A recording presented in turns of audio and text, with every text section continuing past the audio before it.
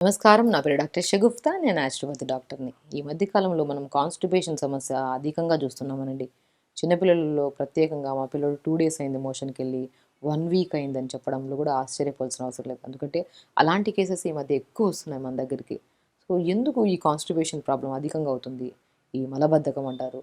ఎందుకు అధికంగా అవుతుంది? అసలు మలబద్ధక సమస్య ఏ అలవాట్ల వల్ల వస్తుంది? సో, దీనివల్ల ఇది సమస్య ఉంటే ఎలాంటి కాంప్లికేటెడ్ డిసీజెస్ వస్తాయి? నిజంగానే డిసీజెస్ వస్తాయండి. ఇప్పుడు మనము ప్రతిరోజు మల విసర్జన జరగాలి. సో, ఎవ్రీడే మోషన్‌కెళ్ళాలి. అది కూడా 2-3 మినిట్స్‌లో పేగులో ఉన్న ఫ్లష్ అంతా క్లీన్‌గా ఎలిమినేట్ చేయాలి. ఈ చెత్త అంతా ఎలిమినేట్ అవ్వకుండా అలా పేగుల్లో ఉండిపోవడం వల్ల, దానివల్ల శరీరం అంతా స్మెల్ రావడము, పింపుల్స్ రావడము, హెయిర్ ఫాల్ అవ్వడము, ఆ బాడీ కూడా అనీజీగా, లెథార్జిక్‌గా మారిపోతది. ఇప్పుడు నిజమే కదా! మనం ఒక రూమ్‌ని మంచిగా క్లీన్‌గా ఉంచుకుంటే హ్యాపీగా ఇంట్లోకెళ్ళి హ్యాపీగా ఉండగలుగుతాం. సో, లేదు ఆ రూమ్ అంతా చెత్తగా ఎప్పటినుంచో పేరేసిన వండిన వంటలు గానీ, లేదంటే కట్ చేసిన వెజిటబుల్ స్మెల్ అదంతా అక్కడే ఉందనుకోండి. 4 రోజుల తర్వాత ఆ రూమ్‌లోకెళ్తే ఒక విచిత్రమైన స్మెల్ వస్తది.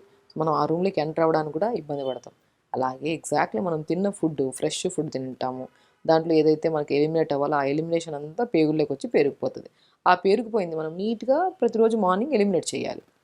ఆ ఎలిమినేట్ చేయకుండా 2, 3 రోజుల నుంచి ఆ పేగుల్లో పేరుకుపోయిన దాన్ని ఉంచి ఆ పేగులంతా స్మెల్ వచ్చేస్తాయి. ఆ పేగులు కనెక్ట్ అయ్యి ఉండేది స్టమక్. స్టమక్‌కి కనెక్ట్ అయ్యి ఉండేది ఈసోఫేగస్. ఈసోఫేగస్ కనెక్ట్ అయ్యి ఉండేది నాలుక. చూసారా సిస్టమ్. సో, ఒకసారి పేగుల్లో పేరుకుపోయిందనుకో 2 రోజుల తర్వాత ఆ పేగు స్టమక్ అంతా స్మెల్ వచ్చేస్తది. స్టమక్ నుంచి ఆహారం స్మెల్ వస్తది. అక్కడి నుంచి మన నాలుక దగ్గర నుంచి స్మెల్. అక్కడి నుంచి మా బాడీ అంతా ఒక డిఫరెంట్ కైండ్ ఆఫ్ ఒక స్మెల్ వచ్చేస్తుంటది బాడీలో. చూసారా? ఇంత ప్రాబ్లమ్ ఉంది. ఆ ప్రాబ్లమ్ కాస్త రివర్టెడ్ ఎమోషన్ అవ్వకపోతది. కొద్దిగా టైట్‌గా ఫార్మ్ అయిపోయి పైల్స్ కింద కన్వర్ట్ అవ్వడం. దాని కింద ఫిస్టులా, సో, ఫిస్టులా కింద ఫార్మ్ అవ్వడము. కొంతమందికి స్లోగా ఈ అంటే ఈ క్రానిక్ ప్రాబ్లమ్ ఉంటే మనం ఇగ్నోర్ చేసి ఇంకా చాలా విపరీతమైన అంటే కోలన్ క్యాన్సర్స్ వరకెళ్తది. చూసారా? ఎవ్రీడే మోషన్‌కెళ్ళకపోతే ఎంత సైకిల్ ఉందో చూసారా? సో, కంపల్సరీ ప్రతిరోజు మార్నింగ్ లెగిస్తే ఆటోమేటిక్‌గా మోషన్ అవుతదండి. లేట్‌గా లెగడం వల్ల సో, రేపెళ్దాంలే, ఎల్లుండెళ్దాంలే పోస్ట్‌పోన్‌మెంట్స్ ఎక్కువైపోవడం వల్ల ఆ మోషన్ కాస్త ఎవ్రీడే పాస్ అవ్వాల్సింది అవ్వక దాన్ని కాస్త ఈ రకరకాల సమస్యలు తెచ్చుకుంటున్నాం. నేనేమంటాను వాటర్ బాగా తాగండి. అసలు కాన్‌స్టిపేషన్ ఉంటే ఏం ఫుడ్‌లు తినాలి? ఏం చేయాలంటారు? నేను అన్నిటికంటే ఇంపార్టెంట్ వాటర్ బాగా తాగండి అంటాను. మనం per day at least 3-4 litres water తాగామనుకోండి, మనం తిన్న ఫుడ్ అంతా డైజెషన్ అయ్యి నీట్‌గా ఎలిమినేట్ అవుతది. అసలు వాటరే మేజర్ థింగ్ వాటరేనండి. మనం కాన్‌స్టిపేషన్‌కి ఏదైనా రెమెడీ చెప్పమంటే నేను ఒక్కటే అంటా. ఫస్ట్ మీరు వాటర్ బాగా తాగారండి ఆటోమేటిక్‌గా సమస్య పోతది. దాని తర్వాత రండి ఇంకా ఆ ప్రాబ్లమ్ సాల్వ్ కాకపోతే అప్పుడు నేను ఏమి యాడ్ చేయాలో ఫుడ్‌లో యాడ్ చేయమంటాను. సో, పిల్లలు ఎక్కడ వాటర్ తాగుతున్నారు? నేను అడిగితే ఈ ప్రాబ్లమ్‌తో వచ్చే వాళ్ళకి ఎంత వాటర్ తాగుతారంటే 2 గ్లాసెస్, 3 గ్లాసెస్ ఆశ్చర్యపోస్తది ఒకసారి. 2-3 గ్లాస్ తాగడం ఏంటండి? శరీరంలో 5 లీటర్ల బ్లడ్ ఉంటది. దాన్ని అసలు డైల్యూట్ చేయాలి, హెల్తీగా ఉండాలంటే అట్‌లీస్ట్ మనం 3.5-4 లీటర్స్ వాటర్ తాగాలి. ఇంక రిమైనింగ్ మనం ఫైబర్ ఉన్న ఫుడ్స్ గానీ, మజ్జిగలు తాగుతూ ఉంటాము. ఉడకబెట్టిన రైస్ ఇవన్నీ తింటున్నాం కాబట్టి అక్కడి నుంచి వాటర్ వస్తాయి. సో, అక్కడి నుంచి మన ఈ 1 లీటర్, ఈ 3.5 లీటర్, 1 లీటర్, 4 లీటర్స్ అన్నా, 4.5 లీటర్ అన్నా కవర్ చేయొచ్చు. సో, వాటర్ లేకపోతే ఎక్కడ? So, constipation leads to less water. Water సరిగ్గా తాగకపోతేనే మోషన్ సరిగ్గా రాదు. దానివల్ల స్కిన్ హైడ్రేటెడ్‌గా ఉండకపోవడం వల్ల స్కిన్ డ్రై అయిపోవడము, ఫేస్ పాడవడం, పింపుల్స్ రావడం, హెయిర్ ఫాల్ అన్నీ కాన్‌స్టిపేషన్‌తోనే కనెక్ట్ అయి ఉంటాయి. సో, దయచేసి నేను ఒకటే అంటాను. కాన్‌స్టిపేషన్ రావడానికి మొట్టమొదటి మేజర్ పార్ట్ వాటర్ సరిగ్గా లేకపోవడం వల్ల. మీరు ప్రాపర్ వాటర్ తాగండి. ఎవ్రీడే ఫ్లష్ అయిపోతది. ఇప్పుడు మనము ఒక మోతాదులో ట్యాప్ వదిలాము. స్లోగా వస్తున్నాయి వాటర్. అప్పుడేమవుతది? చిన్నగా తక్కువగా వాటర్ వదిలామనుకోండి, ఆ మన పైప్ లైన్‌లో ఉన్న చెత్తంతా అక్కడక్కడ పేరుకొని ఉంటది. పోతాయంట గానీ వాటర్ చిన్నగా పేరుగు. అసలే ట్యాప్ వదలలేదు. కొద్దిగా 1 డ్రాప్ బై 1 డ్రాప్ ఆ పేరుకుపోయిన చెత్తంతా అక్కడ మన పేగుల కింద కన్వర్ట్ ఇప్పుడు పేగులను చూడండి ఎగ్జాంపుల్ మనం ట్యాప్‌లో వచ్చే పైప్‌ని కనెక్ట్ చేసిన దాన్ని మనం ఎగ్జాంపుల్‌గా తీసుకుంటున్నాం. అదేమవుతది? క్లీన్‌గా ఫ్లష్ అవ్వదు. అదే ఫోర్స్‌ఫుల్‌గా మనం వాటర్ వదిలామనుకోండి నీట్‌గా ఫ్లష్ అయిపోతది. ఎక్కడ చెత్త చెదారం అంతా ఉండదు. సో, ఎగ్జాక్ట్‌లీ అలాగే మనం తాగిన వాటర్ ప్రాపర్‌గా ఉంటే పేగుల్లో ఉండేదంతా చెత్తంతా ఎక్కడ పేరుకుపోకుండా ఆ లోపల ఉన్న వాల్స్ కూడా ఫ్లష్ అయిపోయి నీట్‌గా బయటకొస్తాయి. వాటర్ చూసారా ఎగ్జాంపుల్ మనం అలా తీసుకున్నాం. సో, వాటర్ మనకు కరెక్ట్‌గా ఉంటే ప్రాపర్ డైజెషన్ అవుతది.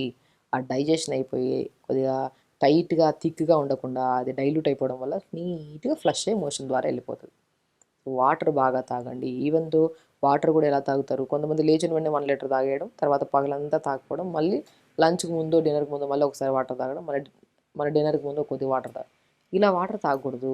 మనం మార్నింగ్ లేచినప్పటి నుంచి 11 గంటల వరకు 1 లీటర్ తాగండి, 11 గంటల నుంచి 2 గంటల వరకు 1 లీటర్ తాగండి. సో డివైడ్ చేయండి కొద్ది కొద్ది కొద్ది కొద్ది 2 నుంచి 4 వరకు 1 లీటర్. ఇక్కడ చాలా ఇంపార్టెంట్. మనం లంచ్ 12:30 to 1 తింటామా, సో దాని తర్వాత ఒక హాఫ్ అన్ అవర్ తర్వాత నుంచి వాటర్ తాగడం స్టార్ట్ చేయాలి. సో 2 to 4 or 5 వరకు ఒక 1 లీటర్, 4 to 7 వరకు ఒక హాఫ్ లీటర్ అన్న 700 ml అన్న.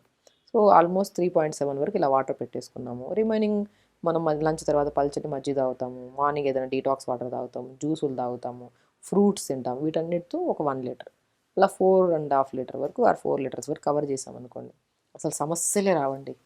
ఒక మనిషి హెల్తీగా ఉండాలంటే ఎంత ఫుడ్ అవసరమో దానికి మోస్ట్ ఇంపార్టెంట్ దానికంటే ఆ ఫుడ్ని డైజెషన్ చేయడానికి కూడా వాటరే. అసలు ఎవరైనా ఏ సమస్యతోనే వస్తే మన దగ్గరికి ఫస్ట్ వాటర్ బాగా తాగిరండి, కరెక్ట్ స్లీప్ సెట్ చేసుకొని రండి, ఆటోమేటిక్గా ఆ సమస్య పోతుంది అంటుంటాను నేను. సో ప్రాపర్ వాటర్కి చాలా ఇంపార్టెన్స్ అండి. అది ఈవెన్ దో నేను వాటర్ కూడా చెప్తుంటాను, ఈ మధ్య వాటర్ కూడా చాలా డిఫరెంట్ వస్తున్నాయి, అసలు వాటర్ కూడా అసలు కెమికల్స్ వచ్చాయని కలుపుతున్నారంట. నేను ఏమంటానంటే మనం రాగిది కానీ మన బింది కానీ లేదంటే మట్టి కుండ కానీ తెప్పించుకోండి. మంచిగా చెప్తున్నాను చూడండి, చాలా జాగ్రత్తగా ఉండండి. కాన్స్టిపేషన్ ప్రాబ్లం ఉండే వాళ్ళు ఇలా ప్రిపేర్ చేసుకొని వాటర్ తాగండి, ఆటోమేటిక్గా కాన్స్టిపేషన్ ప్రాబ్లం పోతుంది మనకి. ఒక మంచిగా టబ్ తెచ్చేసుకొని దాంట్లో ఇసుక వేయండి, మంచిగా ఆ ఇసుక వేసి ఆ మధ్యలో కుండను పెట్టండి. ఆ కుండ చుట్టూ కొద్దిగా గోధుమలు కానీ రాగులు కానీ సజ్జలు కానీ వేస్తే ఒక 2-3 రోజుల్లో మంచి మొలకలు వస్తాయి. ఆ మొలకలు వచ్చినవి ఆ మట్టి కుండకు తగిలితే ఆ మట్టి కుండలో లోపల ఉన్న వాటర్ కొద్దిగా ప్యూరిఫైడ్గా ఉంటాయండి.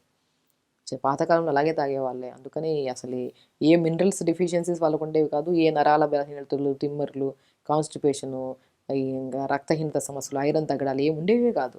బికాస్ ఇలా వాటర్ తాగేవాళ్ళు, రాగి చెంబులో కొంతమంది తాగేవాళ్ళు, ఇలా మట్టి కుండలో వాటర్ తాగేవాళ్ళు, అందరూ హెల్తీగా ఉండేవారు. ఇప్పుడు రకరకాల మిషన్స్ వచ్చేసాయి, రకరకాల ప్యూరిఫైడ్లు ఇవన్నీ వచ్చేసాయి. ఇంతకుముందు అసలు ఉండేవే కాదు అవి. మనం చెరువుల్లోకి వెళ్ళేసి కూడా ఇలా తాగేవాళ్ళు చాలామంది. ఇప్పుడు ఎందుకు అంత ప్రాబ్లమాటిక్ అవుతుందంటే సో కెమికల్స్ అండి అంతా. సో మనం ఇంట్లో హ్యాపీగా మనం పాతకాలం పద్ధతి ఒక మంచిగా మట్టి కుండ తెచ్చుకొని చుట్టూ గోధుమలు వేయండి, చుట్టూ రాగులు వేయండి. ఆ గోధుమ గడ్డి ఇంకా మంచిది. ఆ గోధుమ గడ్డిని కొద్దిగా కట్ చేసి డైలీ మనం మట్టి గుడ్డు చుట్టూ వేస్తాం కాబట్టి వారానికి ఒకసారి కానీ 10 daysకి ఒకసారి కానీ మొత్తం తీసి మళ్ళీ గోధుమలు వేయండి. ఆ గోధుమ గడ్డి వస్తుందా, ఆ గోధుమ గడ్డి కొద్దిగా కట్ చేసుకొని మనము సొరకాయ జ్యూస్ కానీ కీరా జ్యూస్ కానీ తాగుతుంది, ఆ గోధుమ గడ్డి కూడా యాడ్ చేసుకొని జ్యూస్ తాగండి. మోషన్కి ఇంకా అద్భుతంగా పనిచేస్తుంది కీరా జ్యూస్ కానీ విత్ గోధుమ గడ్డితో వేసిన జ్యూస్. సో మనము క్యారెట్ జ్యూస్ కానీ సొరకాయ జ్యూస్ కానీ తాగితే ఇంకా మోషన్కి చాలా మంచిది. అండ్ పేగులు కూడా ఇంకా స్ట్రాంగ్గా ఫామ్ అయిపోయి మంచి బీట్రూట్ విత్ గోధుమ గడ్డి జ్యూస్ కూడా అద్భుతంగా పనిచేస్తుంది. మంచి బ్యాక్టీరియా ఫామ్ అయిపోయి పేగులు ఇంకా హెల్తీగా ఉండడానికి. మనము ప్రిపేర్ చేసిన వాటర్ కుండలో మనం ఆ మట్టి కుండలో చుట్టూ వేసిన గోధుమ గడ్డిని కూడా జ్యూస్ రూపంలో కూడా వాడచ్చు. మనం ఇంట్లో ప్రిపేర్ చేసుకున్న గోధుమ గడ్డిని మనం జ్యూస్ రూపంలో వాడితే ఇంకా మంచి న్యూట్రిషనల్ ప్రాబ్లమ్స్ రాకుండా హెల్తీగా ఉంటాం, నరాల తిమ్మిర్లు బలహీనతలు రావు. అదే పాయింట్లో మట్టి కుండలో వాటర్ తాగుతున్నాం కాబట్టి అసలు కాన్స్టిపేషన్ ప్రాబ్లం ఉండదు. సో సమస్య అనేది దేని వల్ల వస్తుంది అనే దాని గురించి మనం మాట్లాడుకుంటే అసలు ప్రాపర్గా వాటర్ తాకపోవడం వల్లే కాన్స్టిపేషన్ వస్తుంది. ఇది కూడా సమ్మర్ స్టార్ట్ అయింది కాబట్టి మట్టి కుండలో వాటర్ ప్రాపర్గా తాగండి. ఇంకా జ్యూసెస్ విషయానికి వస్తే కొద్దిగా సొరకాయ, చిన్న అల్లం ముక్క, కొద్దిగా గోధుమ గడ్డి ఒకరోజు బీట్రూట్, గోధుమ గడ్డి కొద్ది, చిన్న పుదీనాకులు 4-5 వేసి జ్యూస్. ఈ జ్యూసెస్ కూడా మస్క్ మిలన్ జ్యూస్ కూడా అద్భుతంగా పనిచేస్తుంది. కర్బూజా అంటారు కదా, తర్బూజా, అది కూడా మంచిగా పనిచేస్తుంది కాన్స్టిపేషన్.